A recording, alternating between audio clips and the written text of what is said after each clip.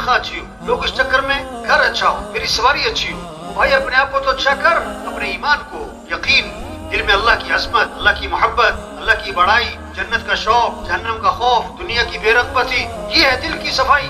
اپنے اعمال اچھے بنو، نماز، قرآن کی تلاوت، ذکر، ماں باپ کا ادب، رشتہ داروں کے ساتھ اچھا سلوک، اپنا کردار اچھا کرو، اپنا لین دین صاف ستھرا کرو۔ اللہ کو سب پتہ ہے کون کیا کر رہا ہے، جیسی کرنی ویسی بھرنی، نہ مانے تو کر کے دیکھ، جنت بھی ہے دوزخ بھی ہے، نہ مانے تو مر کے دیکھ۔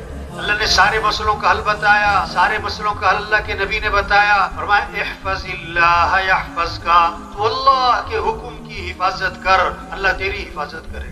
من اصلح ما بینہ وبین اللہ یکفیہ اللہ ما بینہ وبین الناس، جو اپنے اور اللہ کے درمیان کے معاملے کو ٹھیک کر لے گا، اللہ اس کی اور مخلوق کے معاملے کو خود ٹھیک کر دے گا۔ سارے قرآن کا خلاصہ ایاک نعبد و ایاک نستعین، اے اللہ تیری ہی ماننی ہے اور تجھ سے ہی مانگنا ہے۔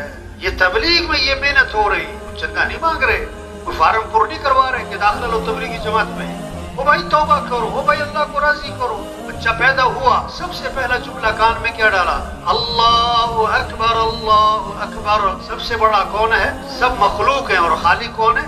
سب محکوم ہیں اور حاکم کون ہے؟ والذین آمنوا اشد حبا للہ، جو ایمان والے ہوتے ہیں انہیں سب سے زیادہ محبت کس سے ہوتی ہے؟ ورضوان من اللہ اکبر ذالک هو الفوز العظیم۔ اللہ کو راضی کرنا یہ بہت بڑی بات ہے، یہی تو سب سے بڑی کامیابی ہے۔ جسے اللہ ملا اسے سب کچھ ملا، اور جسے اللہ نہ ملا اسے سب سے پہلی چیز کیا ہے؟ کلمہ لا الہ الا اللہ۔ اس کا کیا مطلب ہے؟ لا مطلوب الا اللہ، لا مقصود الا اللہ، لا معبود الا اللہ، لا محبوب الا اللہ۔ مطلوب بھی کون؟ اللہ۔ مقصود بھی کون؟ اللہ۔ معبود بھی کون؟ اللہ۔ محبوب بھی کون؟ اللہ۔ جسے اللہ ملا اسے سب کچھ ملا، جسے اللہ نہ ملا اسے اللہ کو ساتھ لو۔